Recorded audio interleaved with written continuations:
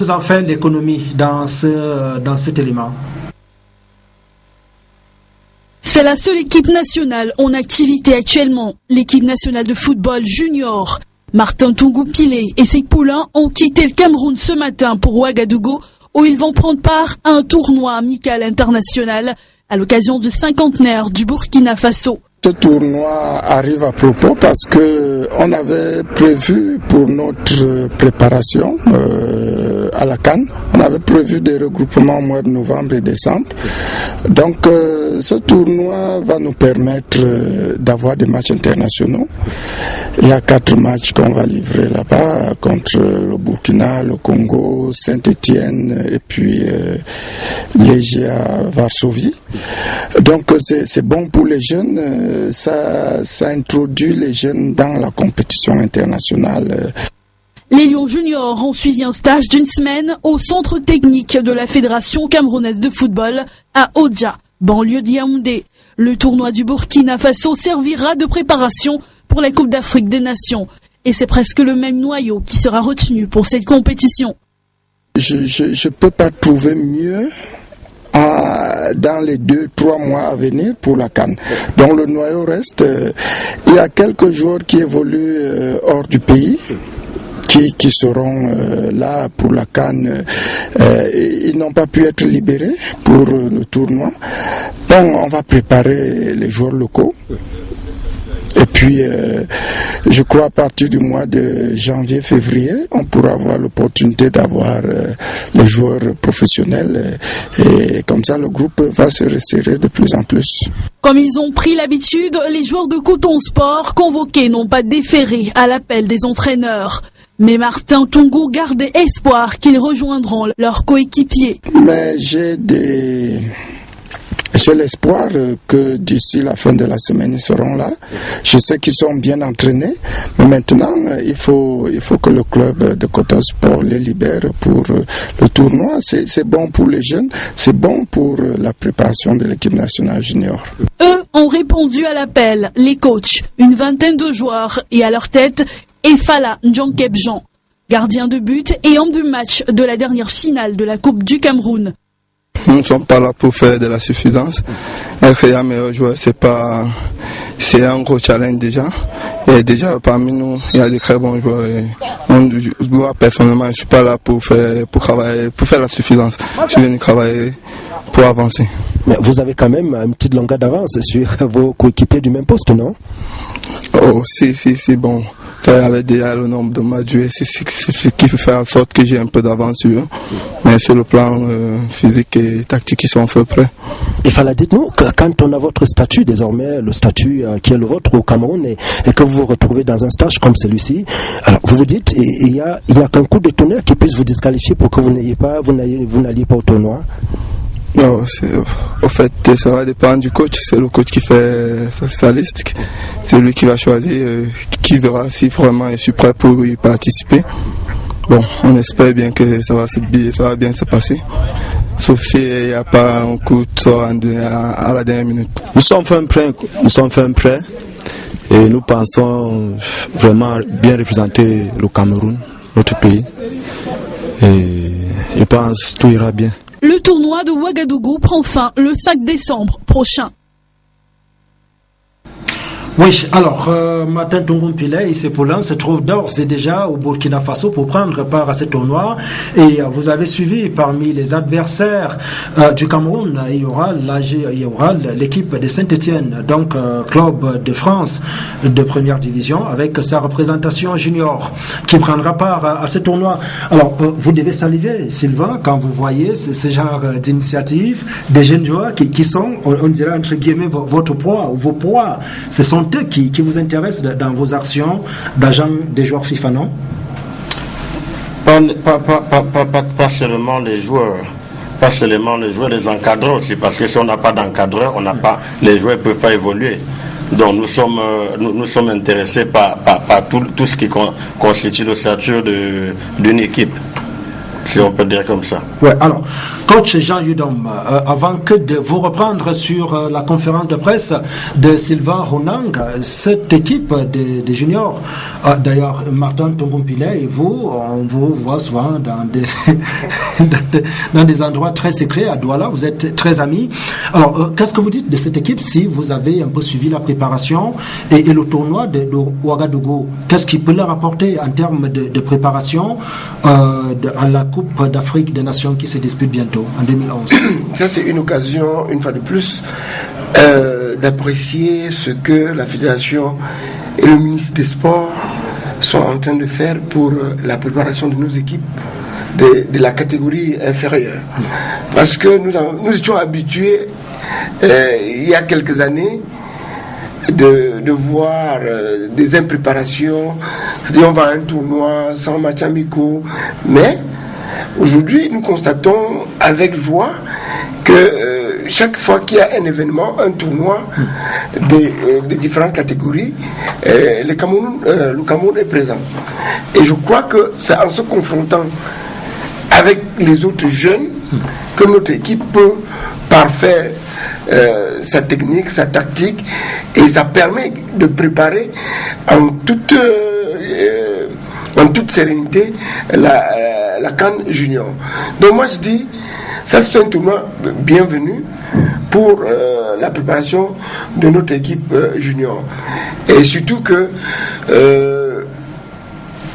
quand on sait quelles sont les équipes invité à ce tournoi, je crois que c'est un challenge pour ces jeunes Camerounais qui doivent se frotter aux autres pour apprendre non seulement à se surpasser, améliorer davantage, affronter l'adversité en un mot. Alors, coach Jean Yudom, qu'est-ce que votre nom vient chercher dans l'initiative de Sylvain Honang, qui lui est agent de joueur FIFA, alors que vous êtes entraîneur de football? C'est vrai qu'on dira que c'est la même famille, d'ailleurs, avec la presse sportive que nous sommes, mais c'est parfois aussi des chemins parallèles. Entraîneur de football et agent de joueur FIFA, qu'est-ce que vous venez de plein pied chercher dans cette initiative? Bon, disons que quand elle est arrivée au Cameroun, je me suis rappelé d'un certain nombre de choses, ce qui se passait ici chez nous. Et vous savez qu'avant, il y avait des très grandes équipes européennes qui venaient faire du tournoi au Cameroun. Et il y avait aussi les centres de formation qui allaient faire des compétitions à l'étranger. À l'occurrence, l'école Brasserie qui allait à Montaigu, KSA qui allait à Rézier, et l'équipe nationale junior qui allait régulièrement au tournoi de Toulon. Bon, toutes ces choses-là, aujourd'hui, n'existent plus, et quand elle est venue, on a discuté. Or, quand on a discuté,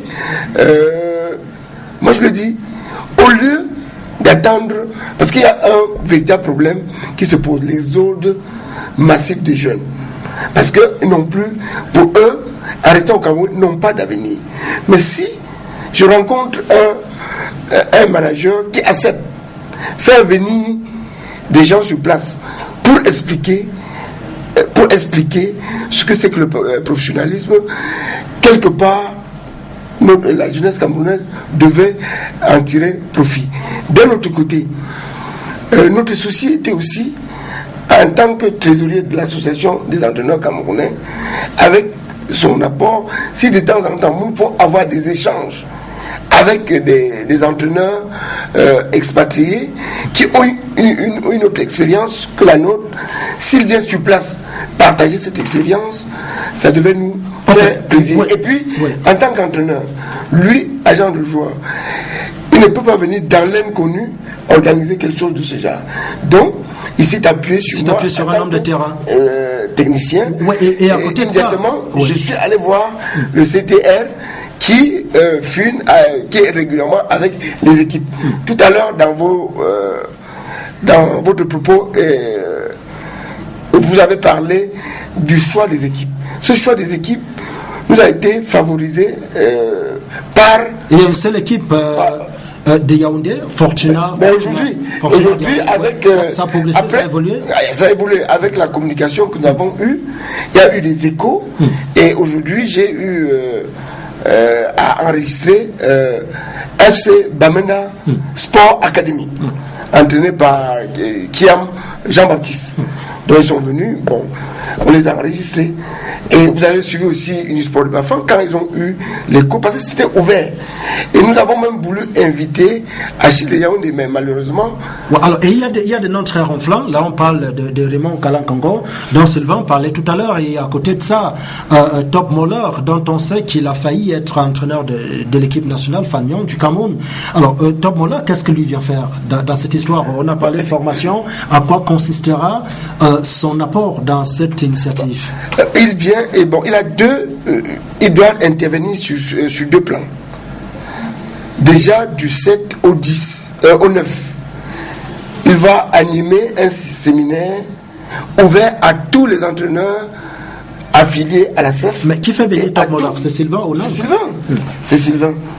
Et les éducateurs enregistrés dans l'association des éducateurs de football camerounais. Et le deuxième volet, il doit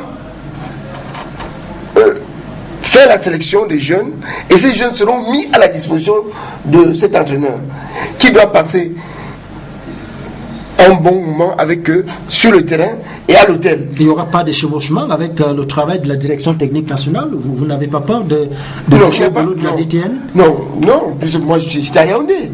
Je rencontrais le directeur technique national, j'ai discuté avec Jean-Paul Akono. Et déjà, comme Tommy Muller, il parle en anglais, donc ils mettront à notre disposition à Tarobet qui parle bien anglais. Donc nous avons eu l'autorisation de la fédération, nous avons eu l'aval de la gestion technique. Donc nous ne sommes pas étonnés de voir Jean-Paul Akono pendant le tournoi, parce que en réalité tout ce que nous voulons faire pendant ce tournoi, je crois que ça intéresse également la gestion technique. Donc le deuxième volet de l'intervention de Tommy Moller, c'est naturellement inculquer l'idée du professionnalisme dans l'esprit des enfants et leur faire savoir qu'ils n'ont pas toujours besoin aujourd'hui de partir d'une manière clandestine à l'étranger, puisqu'il y a des équipes qui seront là, et puis si ces joueurs démontrent qu'ils ont quelque chose à prouver et sur place, donc ils peuvent avoir leur chance. Donc voilà un peu les deux aspects d'intervention de Tommy Moller. Alors nous restons ensemble, allons voir ce qui se passe sur les stades camerounais. C'est le championnat de foot de première division, 3e journée ce week-end pour ce qui est de MTN Elite One, le championnat d'élite camerounais. Alors les matchs se sont joués 7 au total à travers le pays. Il y en a qui ont retenu notre attention, c'est disputé au stade de la réunification.